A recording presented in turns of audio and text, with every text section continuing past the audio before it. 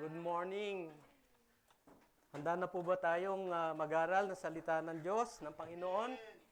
Amen. So ngayon po ay titingnan natin yung tunay na pag-ibig. Kanino po nanggagaling yung tunay na pag-ibig? Kay God. Okay. Sino po yung mga may anak dito na maliliit pa? Di ba karamihan sa mga bata matanong? Kung minsan nakukulitan kayo, di ba?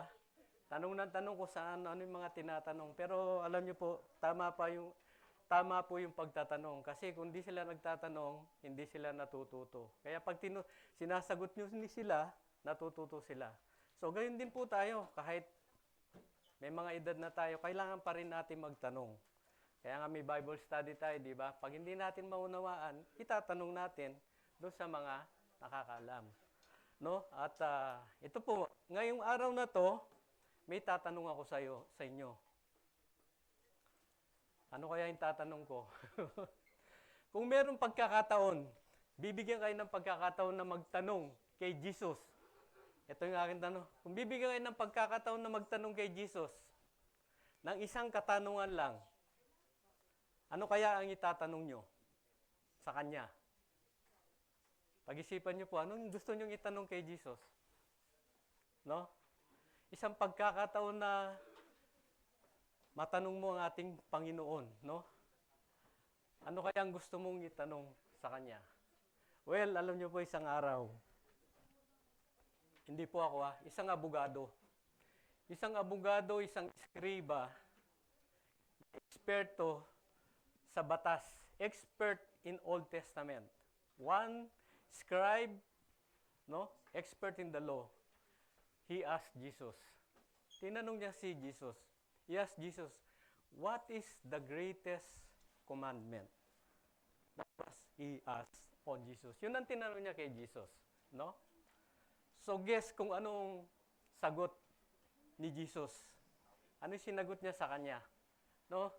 Ganito po yung sinagot ni Jesus. The greatest commandment is sa Luke chapter 12 verse 30 to 31.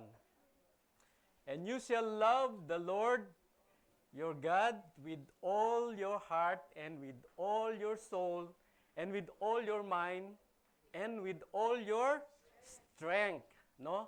This is the second commandment. Sabi niya sa verse 31. The second commandment is this. You shall love your neighbor as yourselves. There is no other commandment greater than this. No? So yun po that was the answer of Jesus dito sa expert na ito sa batas sa Old Testament. And according to Jesus, the greatest commandment ay ang, ibigin mo ang Diyos ng buong puso, kaluluwa, isip, at lakas, no? Yan ang sabi ni Jesus, ibigin natin siya ng buong puso, kaluluwa, si isip, at lakas. No? At pagkatapos ay magagawa mong mahalin ang iyong kapwa. You can love your neighbor. No? So sa madaling salita, sinabi ni Jesus na kailangan nating mahalin ng Diyos sa lahat ng mayroon tayo. Nagsisimula ito sa puso. No? Doon nagsisimula sa puso. Ito ay may kinalaman sa ating kalooban, no? Sa ating kaluluwa at sa ating buong pagkatao, sa ating isip. Kailangan nating malaman po ang katotohanan. Katotohanan tungkol sa Diyos, no? Upang mahalin natin siya at sa ating lakas. So ibigay po natin sa Kanya yung pinaka-best. No? Alam niyo po, ang context ng passage na ito na aking binasa ay nasa Book of Deuteronomy. Makikita natin to sa Book of Deuteronomy chapter 6, the context of this passage which I read a while ago, Deuteronomy chapter 6 verse 3 and 5. Ano po sabi niya? O Israel, you should listen and be careful to do it, that it may be well with you, so that you may multiply greatly as the Lord, the God of your fathers, promise you in the land flowing with milk and honey. And in verse 5, you shall love the Lord your God with all your heart, with all your soul, and with all your might. So pansinin po natin yung context dito. Kapag binigyan tayo ng utos ng Diyos, dapat alam natin yung konteksto. Ito ay palaging para sa ating ikabubuti. Pag binigyan tayo ng utos ng Panginoon. Napakalinaw po sa Bible, no? So pansinin natin na sinabi niya rito, you should listen and be careful to what? To do it. Gagawin natin, no? Makinig tayo at pag narinig natin, anong gagawin natin? Gawin natin. Isa pamuhay natin. So that it may be well with you. No? So, ang utos ng Diyos po ay palaging para sa ating ikabubuti. Hindi po para sa ating ikasasama.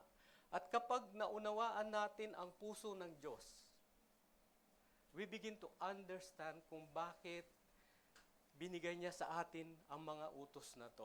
Mauunawaan natin, no? Bakit ito ang pinakadakilang utos? Ang ibigin ng Diyos ng buong puso, kaluluwa, pag-iisip, at lakas. Ang sagot, ay para sa ikabubuti natin. No? Ito ay foundational po. So, ang topic ngayon ay, nabasa nyo na kanina, love the Lord your God with all your heart. So, yan ay sa Luke chapter 12, verse 30 to 31. So, sabihin mo nga sa katabi mo, love the Lord your God with all your heart.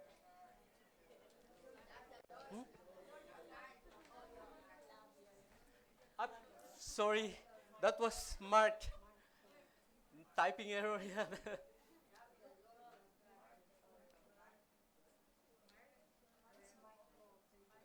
Mark po siya, Mark. Ba't sino nag-type dito? Talagang parating when I prepared someone talagang sabotaging my computer. So, Mark chapter 12, 30 to 31. Okay, so, mahalin ng Diyos ng buong puso, hindi po kalahati. No? Hindi kalahati, hindi 3/4. We have to love God 100%, no? 100%. So, nais ko pong tingnan natin dito yung, we have to look on the life of Solomon. Solomon, kung merong man lalaki pong napakapalad, alam niyo kung sino yung lalaking ito? Bungundo siya po ay si Solomon, no? Ano ang ibig sabihin? Nais ko na makita natin yung amazing heritage, yung legacy at blessing ni Solomon, no? Bago namatay yung kanyang father, sino yung father ni Solomon? King David, no? King David. Si David ay binigyan ng privilege na sabihin kay Solomon kung ano ang gagawin niya. Kung anong gagawin ni Solomon. Sa 1 King chapter 2 verse 1 to 3. Paki-double check po, baka mali na naman to, no?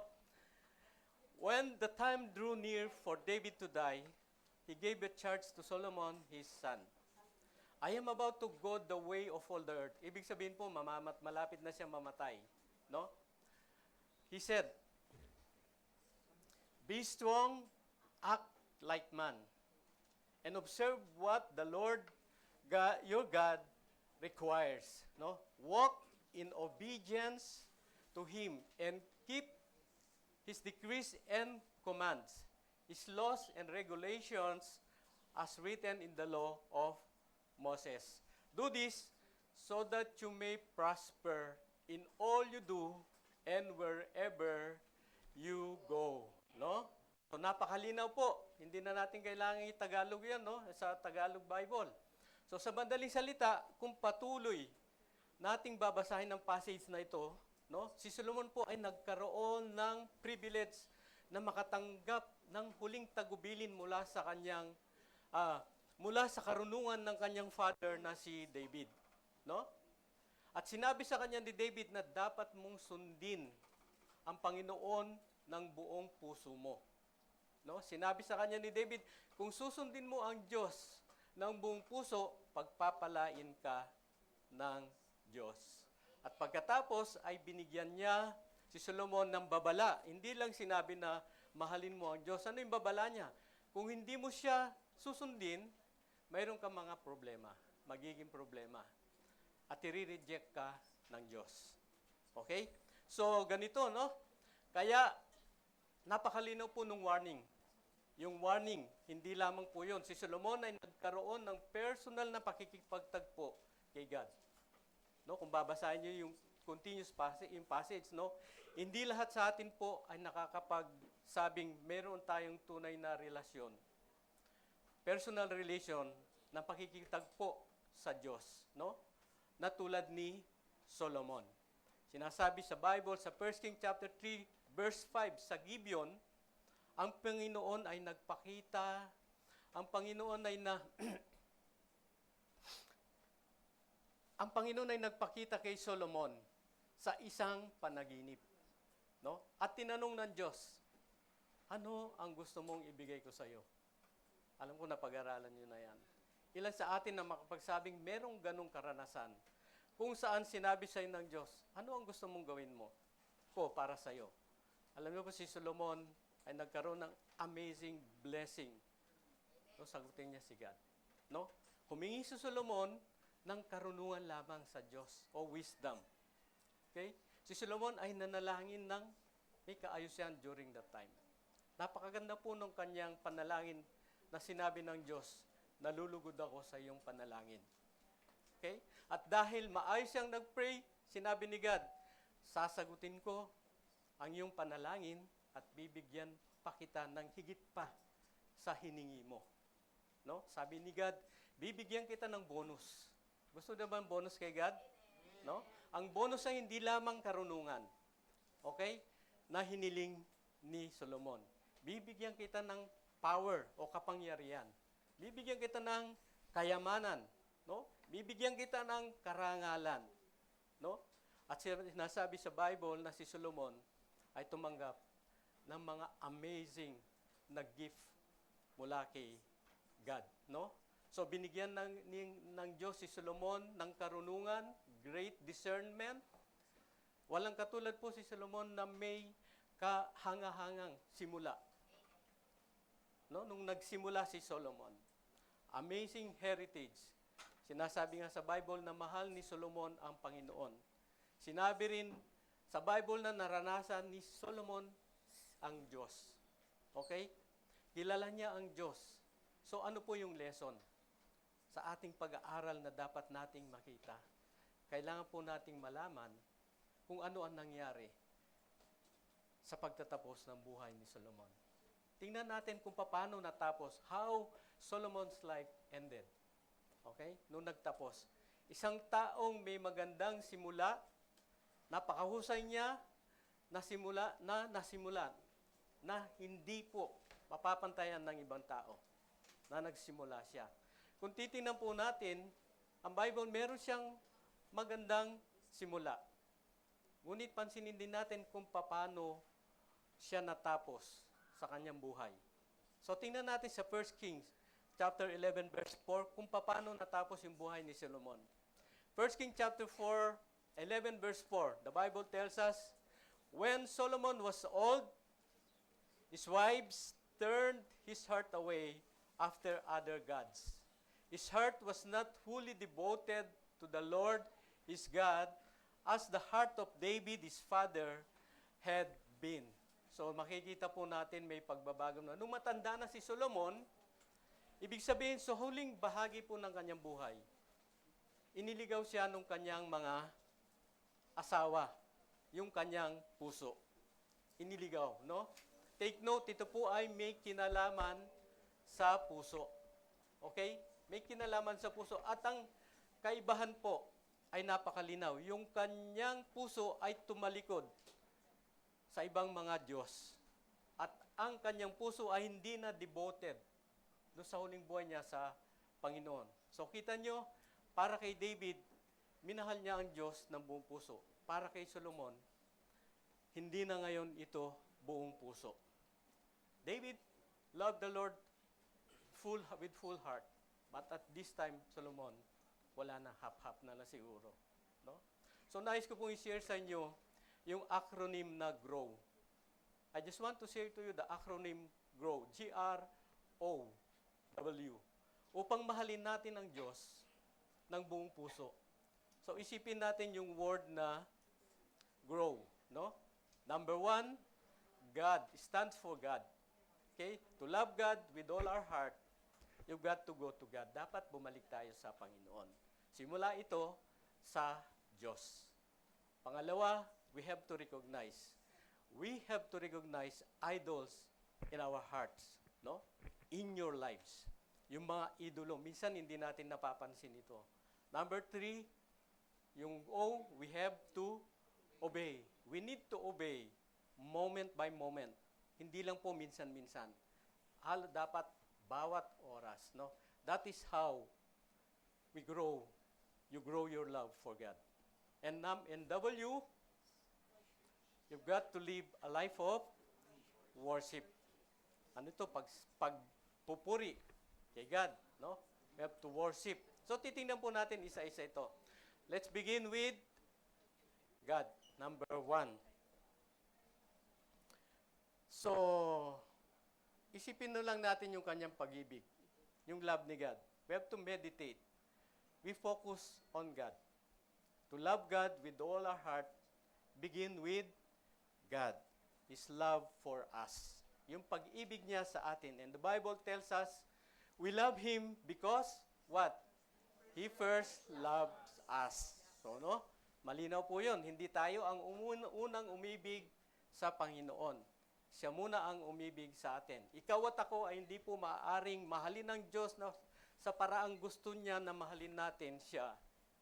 Maliban kung una nating naranasan yung kanyang pagmamahal sa atin. Sa 1 John chapter 4 verse 10, in this is love.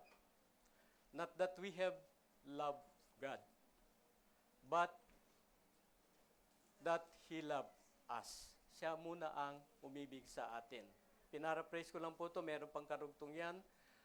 Sabi niya, yung karugtong yan, and sent His Son to be the propitiation of our sin. So sa madaling salita po, ang tunay na ibigin si God, ang pagmamahal ay ang pagmamahal na magta-transform sa pagmamahal natin sa tao.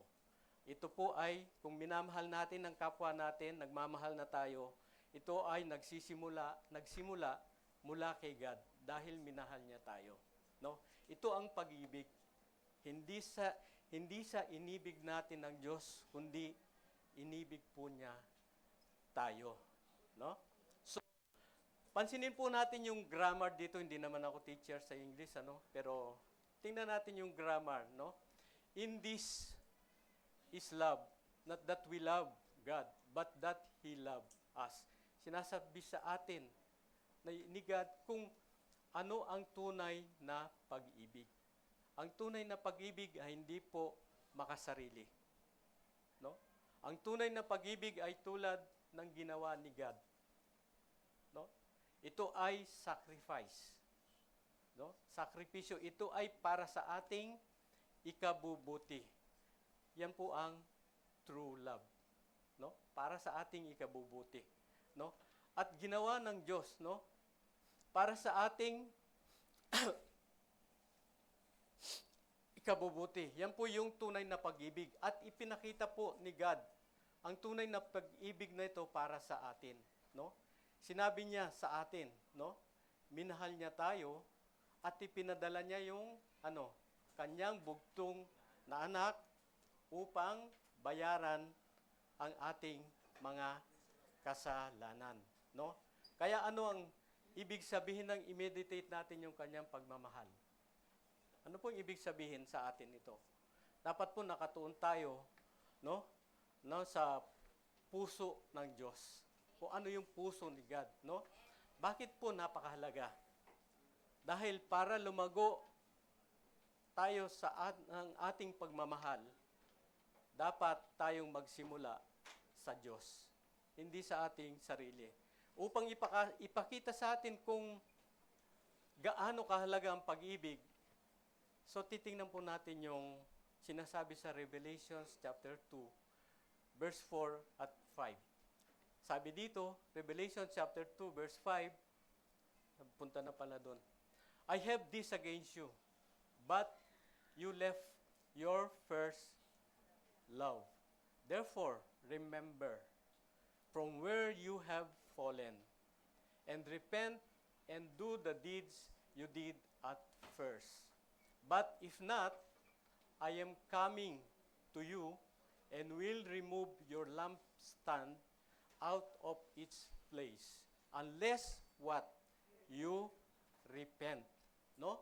Parati pong may karugtong na pagsisisi. No? Hindi lang paglapit. No? Ito po ay para sa, ano po nasulat ito, para sa mga believer, mananampalataya sa Ephesus, sa simbahan ng Ephesus. No?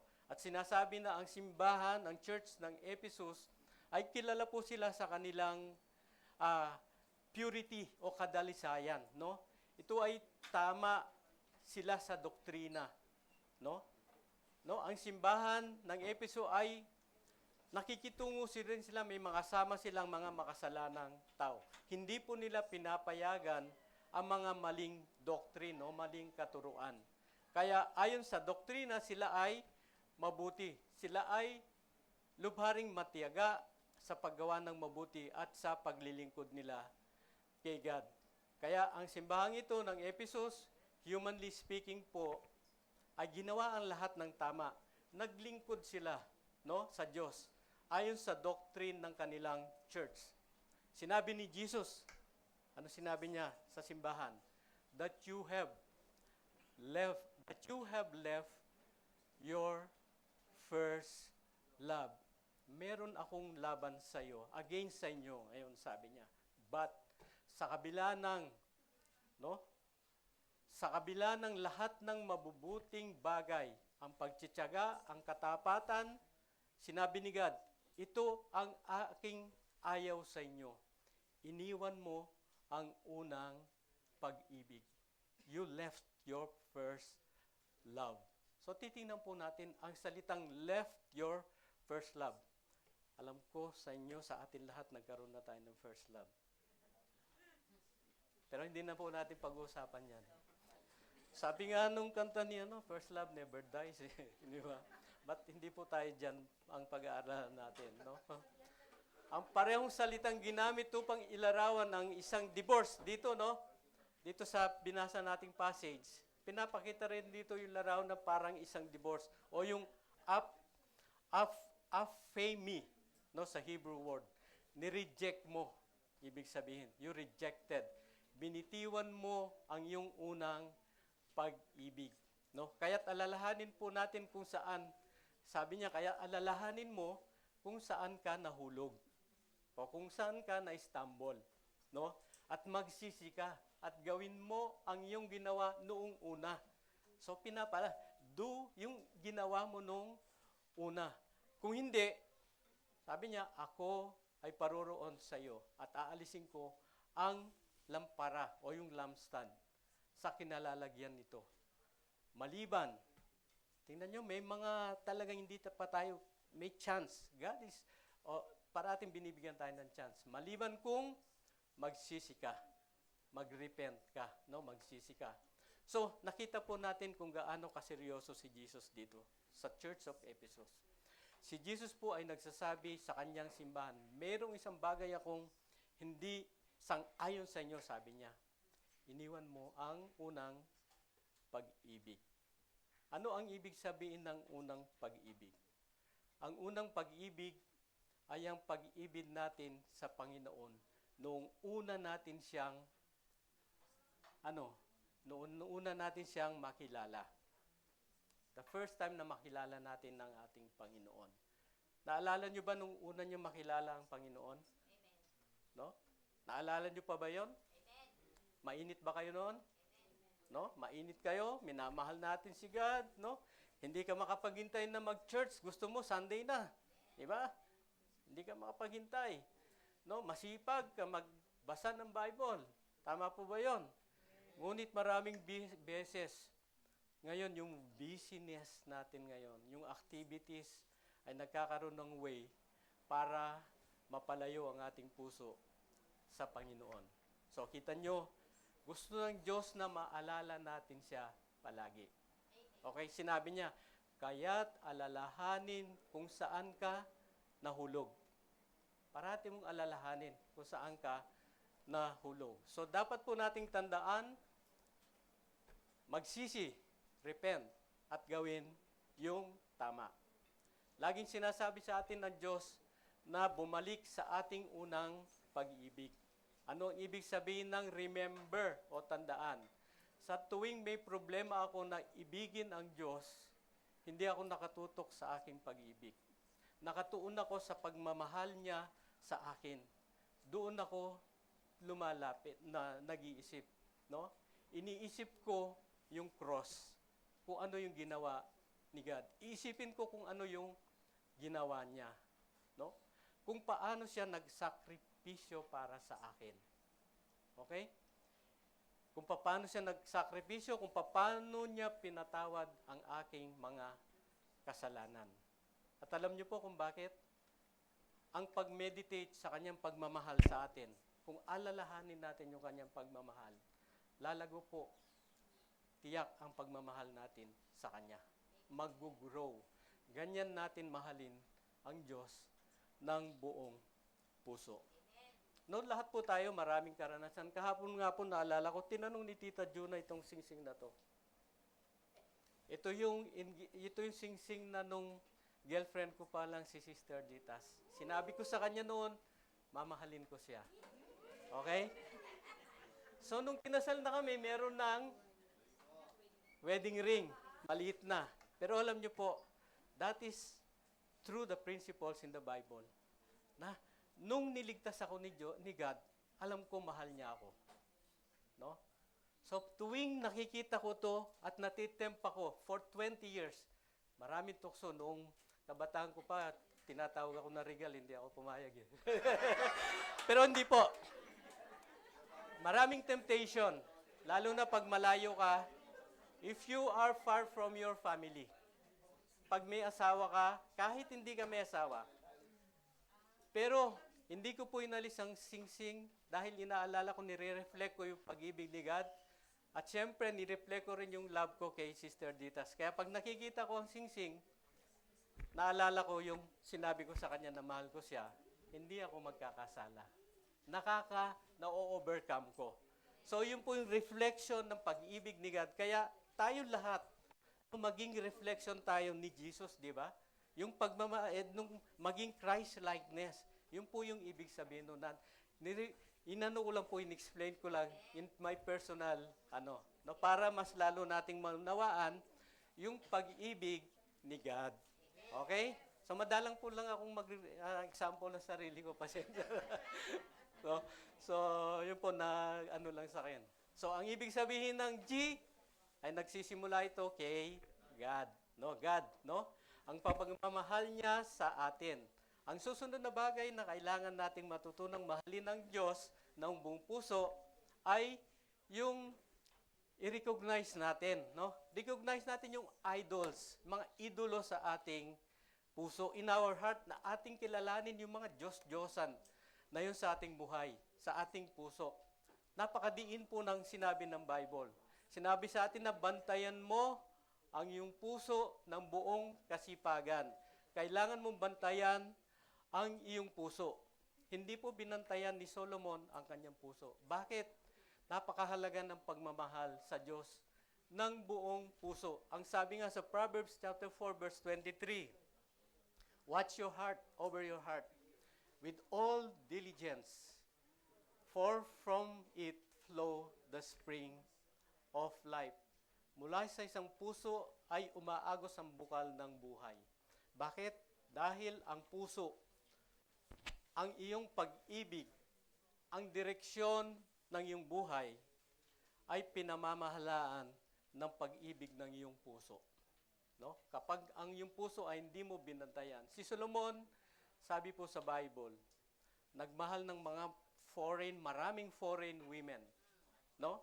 kasama ang mga anak ni Pharaoh, mga Moabita, Ammonite, Edomite, Sidonian, Hittite, mula sa bansa na kung saan sinabi ni God sa mga anak ng Israelites, yung mga katabing bansa nila, no? Huwag kang makisama sa kanila. Sabi niya, ni makisama man sila sa iyo. Yun po yung kabilinan niya. Tiyak na ihiwalay nila ang iyong puso sa pagsunod sa ibang mga Diyos.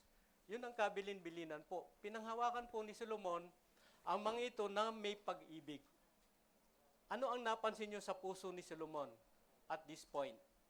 Sinabi sa Bible na hindi binantayan ni Solomon ang kanyang puso. Mahal ni Solomon ang maraming mga foreign women. Minahal niya. No? Ito ang mga babaeng nakapalibot sa bansang Israel, ang mga Moabita na nabanggit ko kanina, mga Edomites, mga Ammonites. No? Binalaan ng Panginoon si Solomon naman. May babala na siya. Hindi mo dapat gawin yon. So bakit?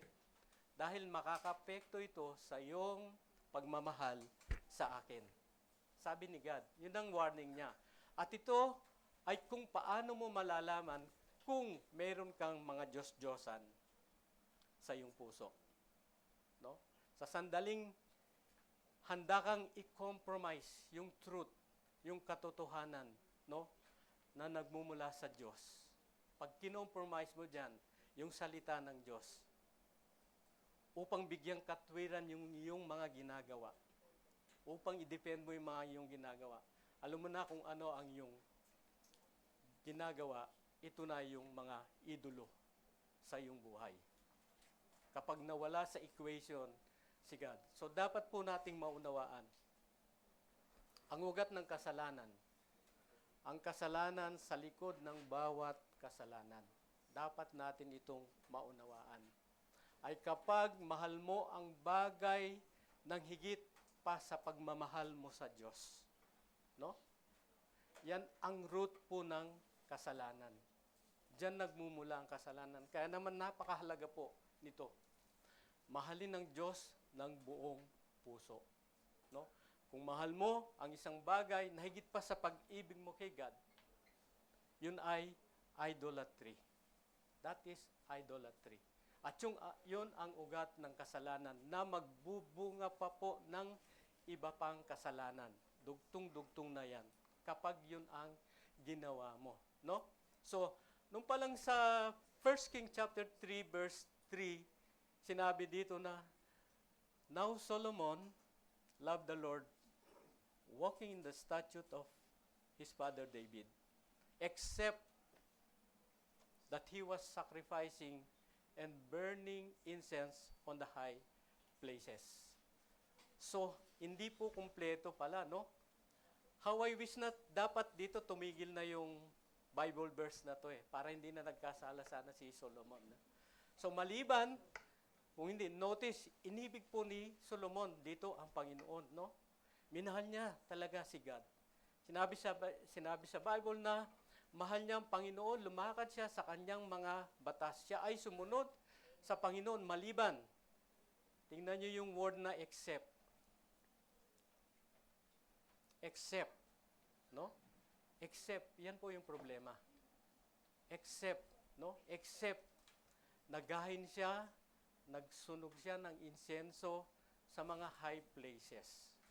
No? At yan, mga kapatid, except. Kung minsan, pag naglalagay tayo ng except, maliban sa ating buhay, no? Yan ang kahulugan po ng hindi natin pag-ibig sa Diyos ng buong puso. Pag merong tayong exception, no? Pag meron tayong exception, nawawala ang pag-ibig natin kay God. Sinabi pa rin, si Solomon ay sumunod sa Diyos ng mga Sidonians, no? Kasuklam-suklam na mga Diyos-Diyosan, na mga Ammonites. Si Solomon ay gumawa ng masama sa paningin ng Panginoon at hindi sumunod sa Panginoon ng buong puso. Gaya ng ginawa ni David, no, kanyang ama.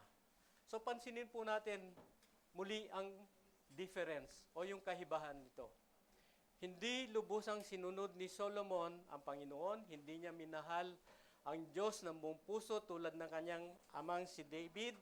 Nagtayo si Solomon ng tinatawag na high places para sa mga kasuklam-suklam na mga Diyos-Diyosan ng Moab, no? Sa bundok na kung nasaan sa eastern silangan ng Jerusalem. At para kay Molech, yung kasuklam-suklam na Diyos-Diyosan ng mga anak ni Ammon. Okay? So ganito po ang ginawa niya para sa lahat ng kanyang mga asawang foreigner, babae, na nagsunog siya ng insenso at nagahin siya sa kanilang mga Diyos. So ano ang ginawa ni Solomon? Si Solomon, dahil sa kanyang kahinaan sa mga babae, minahal niya ngayon ang pleasure ng mundo. Minahal niya ang mga babae, nagsimula siyang mag-compromise. Started compromising, no?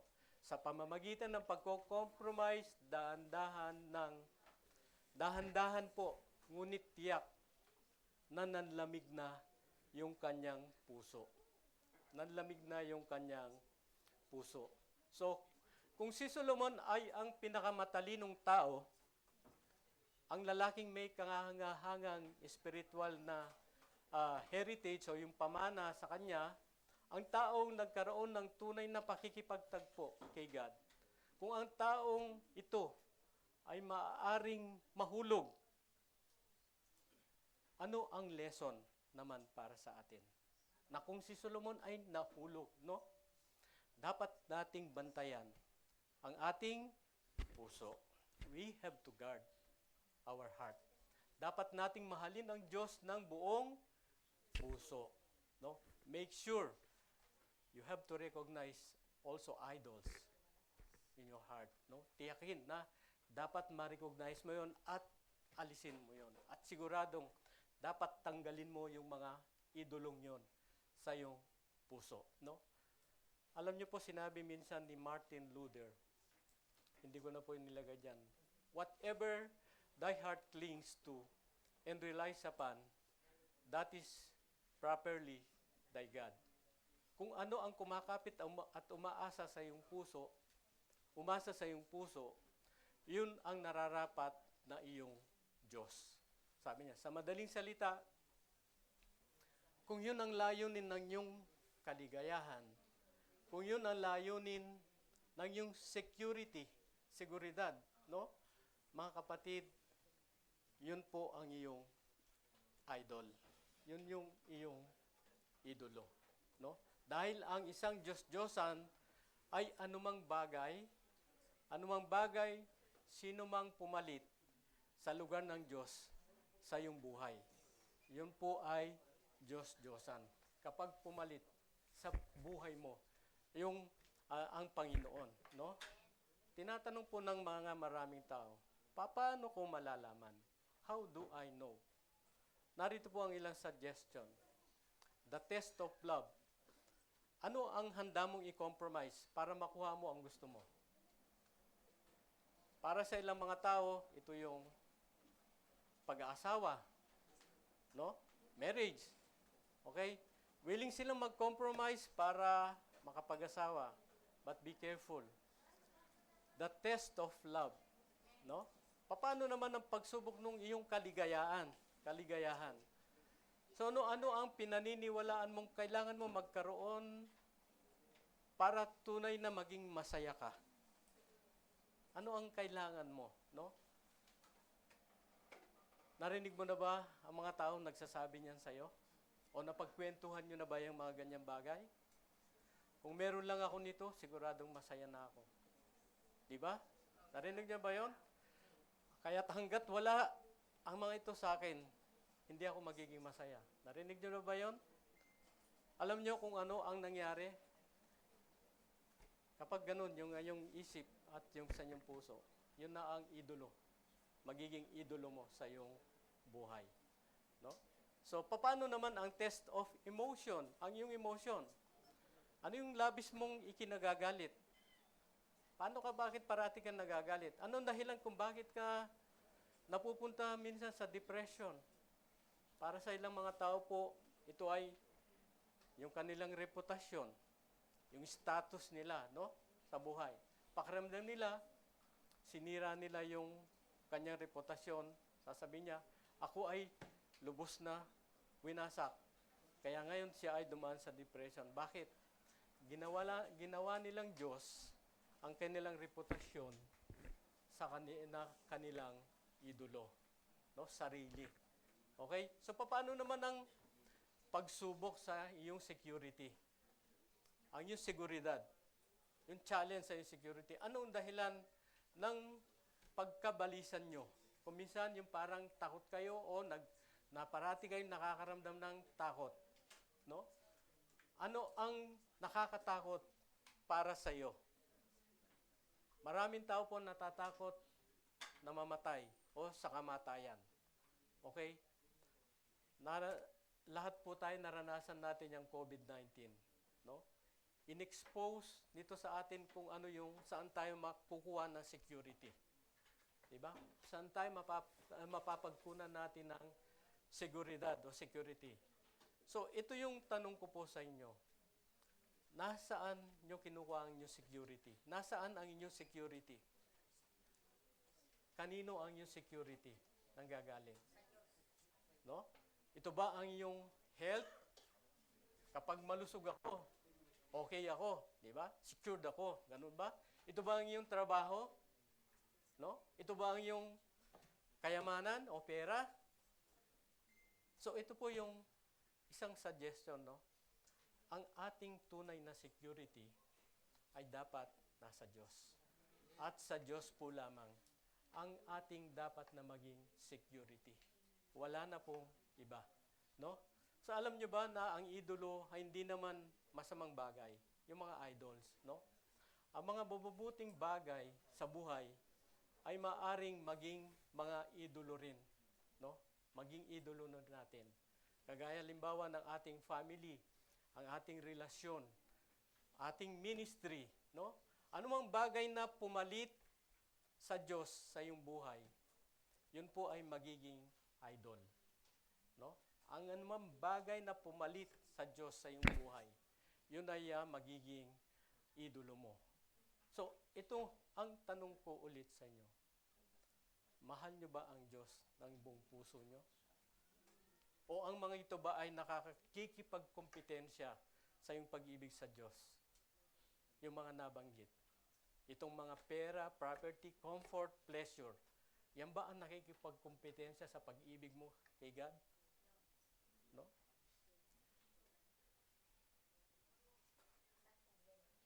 What about the approval of men?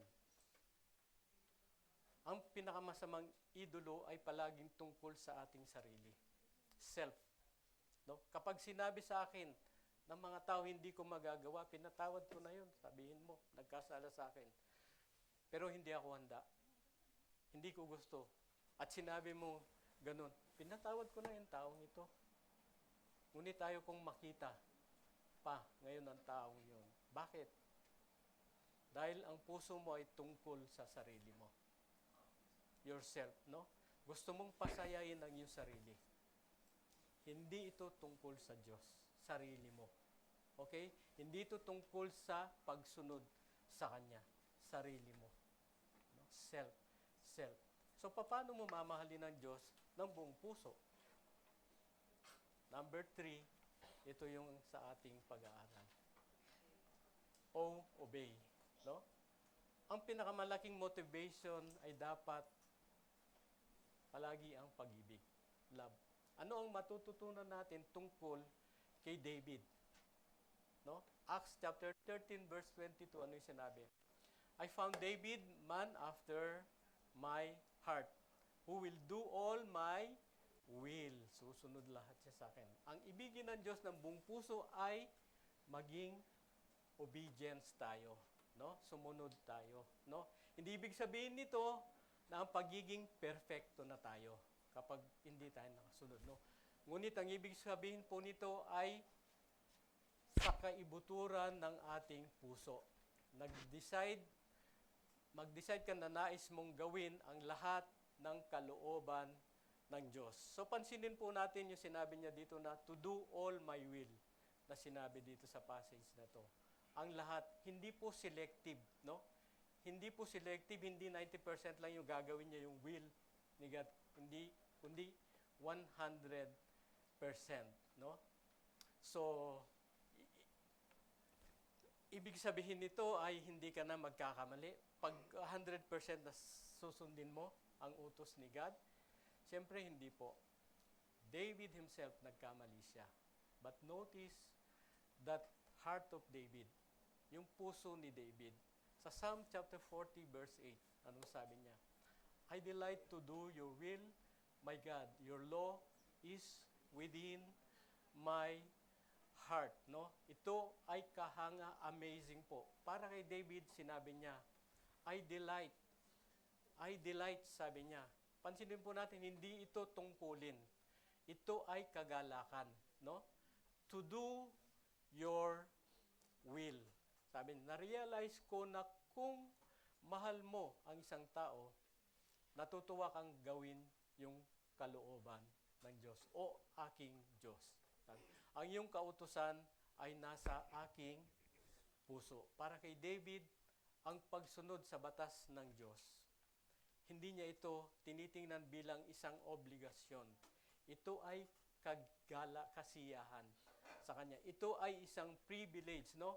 Malinaw po itong pinaliwanag ni Jesus sa John chapter 14 verse 15. If you love me, ano sabi niya? You will keep my commandments. Kung mahal mo ako, sundin mo ang aking mga utos. Napakasimple po. Bakit ito ang pinakadakilang utos? Kung mahal mo ang Diyos, kung mahal mo si Jesus, kung mahal mo ako, sabi niya, tutuparin mo ang aking mga utos. Kaya papaano mo malalaman na mahal mo ang Diyos? Inulit ko na naman to. Sinusunod mo ba siya? 100%?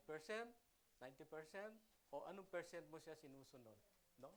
Napakaganda po ng kapangyarihan ng pagmamahal ng Diyos. No?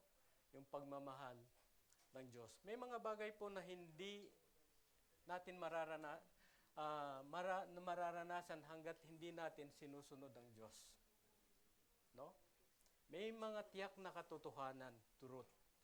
Tiyak na katotohanan tungkol sa Diyos na hindi natin malalaman hanggat hindi natin siya sinusunod. No? Sinusunod. Kaya naman po kapag mas sinusunod natin siya, mas makikilala natin siya. At kapag mas kilala natin siya, mas mamahalin natin siya. No? So ano ang ibig sabihin ng pagmamahal sa Diyos ng buong puso? Ito yung panghuli. W. Worship. No? Alam niyo po, kapag sinamba natin, winorship natin ang Diyos, hindi ibig sabihin na hindi ka na magkakamali. Okay? Kapag mahal natin ang Diyos, hindi ibig sabihin na hindi na tayo mabibigo. No? Dahil alam mong lahat ng kasalanan, alam natin lahat ng kasalanan ni David. May ginawa si David kung ano yung kung ako yung tatanungin niyo, no? Mas masahol pa po yung ginawa ni David kaysa kay Solomon. No? He committed what? Adultery, no? Masahol pa po sa ginawa ni Solomon. Pinatay niya ang asawa ni Bathsheba, no? Ngunit ano ang pagkakaiba dito? Kung ang puso mo ay tapat sa Panginoon at ang Diyos ang nagpapaalala sa iyo, sa iyong atensyon ay mali ang iyong ginawa, tulad ni David, anong ginawa niya? Nagsisi siya. Nagsisi si David. Nagpakumbaba si David, no? Nang harapin ni Nathan si David. Ano sabi ni Nathan? Di ba kinwentuhan niya muna tungkol doon sa paghahanda sa isang bisita? Pero sabi niya, David, nanggalaiti sa galit si David dahil kawawa yung mahirap pinatay yung kanya nag-iisang tupa Pero nung sabi ni David, kung ako, nakita ko, papatayin ko yun. Pero sabi ni Nathan, David, ikaw yun. Ikaw ang nang-agaw nung tupa nung, sabi niya, Ikaw yun, David, sabi ni Nathan. No, nagpakumbaba, no? Nang harapin ni David,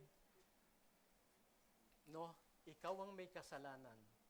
Alam mo kung ano sinabi ni David? nagkasala ako. I have sinned.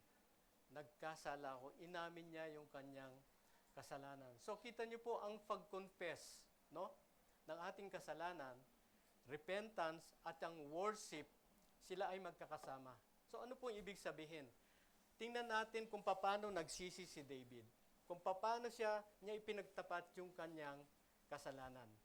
Sabi niya sa Psalms chapter 51 verse 1, "Be gracious to me, O God, according to your loving kindness, according to your greatness of your compassion.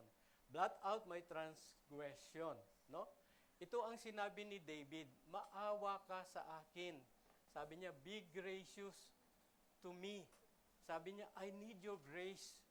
Ayon sa iyong kabaitan. Iyon ang salita para sa salitang chesed. Yun ang salitang Hebreo para sa biyaya o yung biyaya o yung loving kindness ng Diyos. Panginoon, patawarin mo ako. Sabi niya, hindi dahil sa akin, kundi dahil sa iyong biyaya. Sabi niya, ayon sa kadakilaan ng iyong habag. Sabi ni David, mga kapatid, kung mahal natin ang Diyos, kung kilala natin kung sino ang Diyos, mabibihuman kayo. Kung mahulog man tayo sa kasalanan, babalik tayo.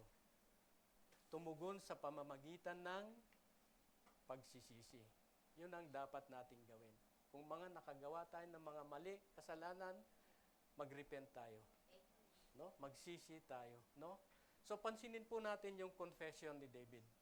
Kung babasahin yung kanyang confession sa 4 na verse na to, yung pronoun, no? Masasabi, makikita natin sa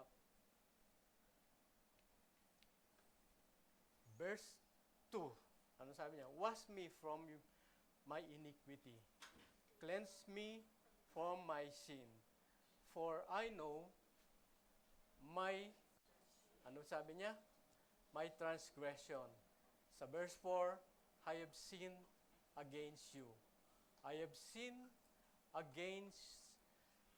sinned and done what is evil in your sight.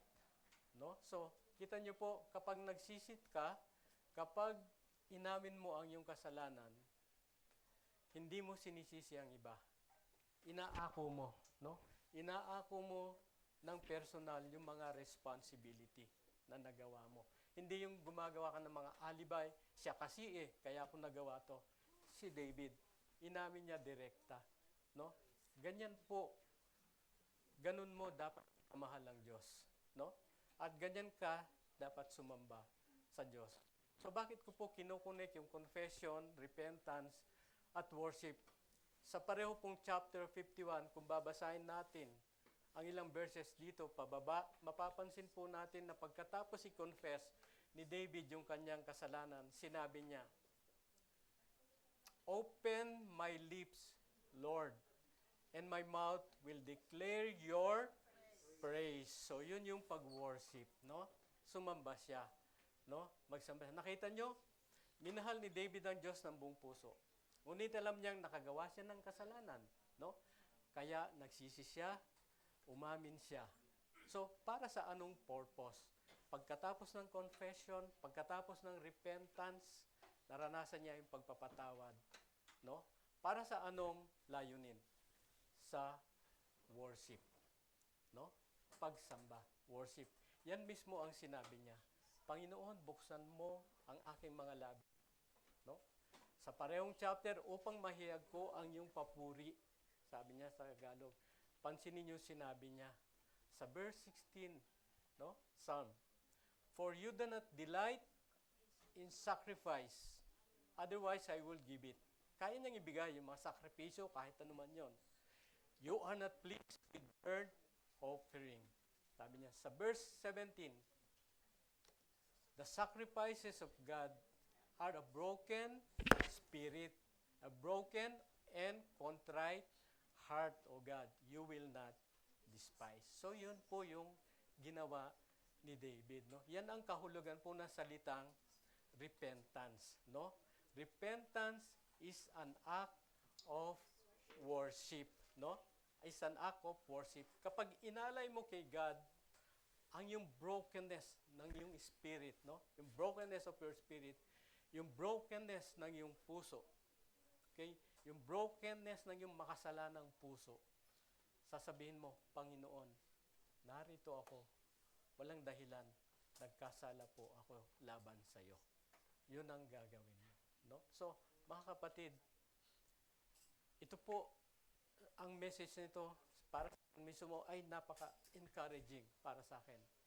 Na ang ibigin ang Diyos ng ating buong puso ay hindi po nangangahulugan na kailangan nating maging perfecto. No? Ngunit kailangan nating maging mapagpakumbaba sa harapan ng Diyos at mamuhay tayo ng may pagsamba o pag-worship. Okay? So, hindi po dapat tumigil yung pag-worship dahil lang sa nagkasala ka. Okay? Ang solusyon ay pagsisisi, pagsamba. Ang patunay na sinasabi ko ay makikita po natin sa unang hakbang na ginawa ni David pagkatapos niyang i-confess yung kanyang kasalanan kay God. No? Matapos sabihan ni Nathan si David, pagkatapos maranasan ni David yung paghatol ng Diyos, guess kung ano ang una niyang ginawa. Nanalangin po si David. Sa 2 Samuel chapter 12, hindi ko na po ilalagay dyan. Sinabi ni Nathan, David, ang iyong anak ay mamamatay dahil sa iyong kasalanan. So nag-inquire si David. Ang salitang inquired ay nagsumamo. Nagsumamo si David. Nagsumamo siya para sa Diyos, para sa bata na hindi mamatay, no? Nag-ayuno si David, no? Nag-fasting siya, magdamag, no? Hindi lang isang araw kundi 7 araw nag-fasting siya, no? At nanalangin. Eventually, ano po nangyari? Namatay yung bata. At si David bumangon, no?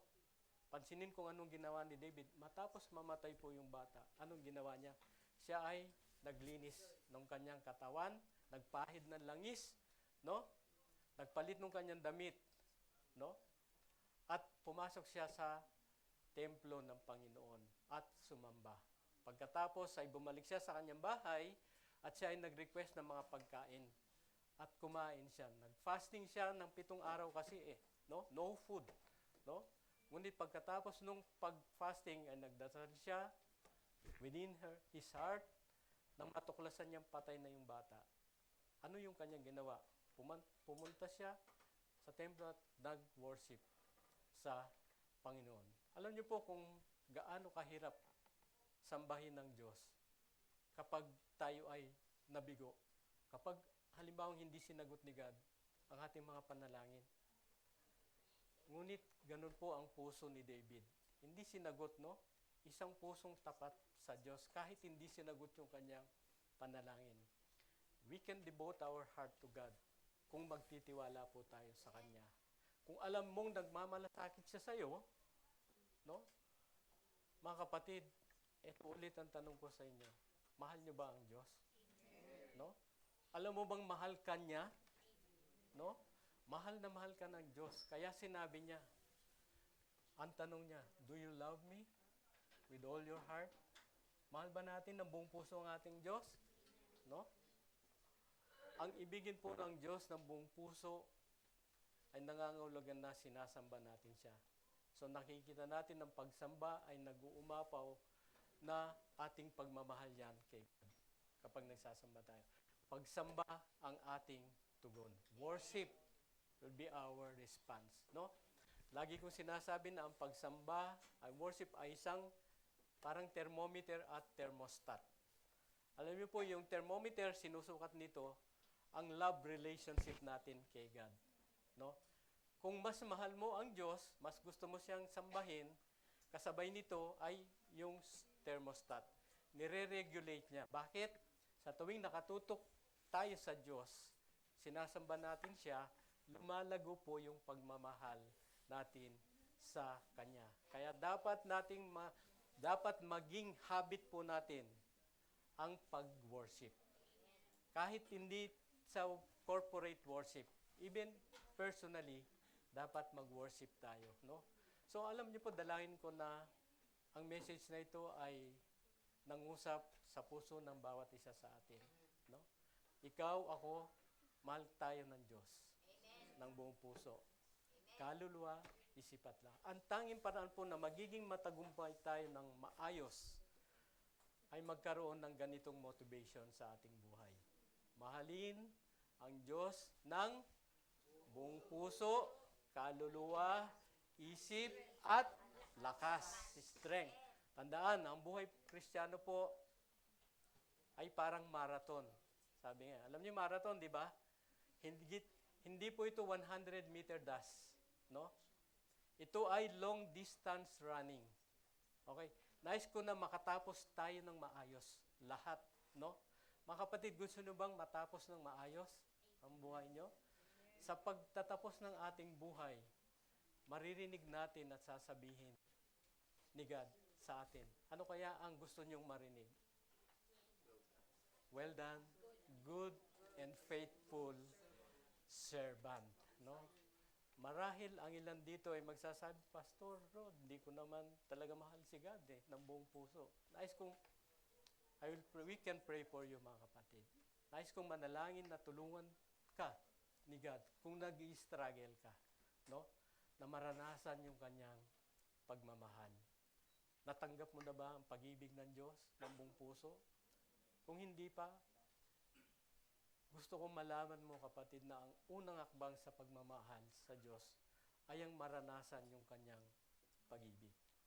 Maging tapat tayo sa Kanya.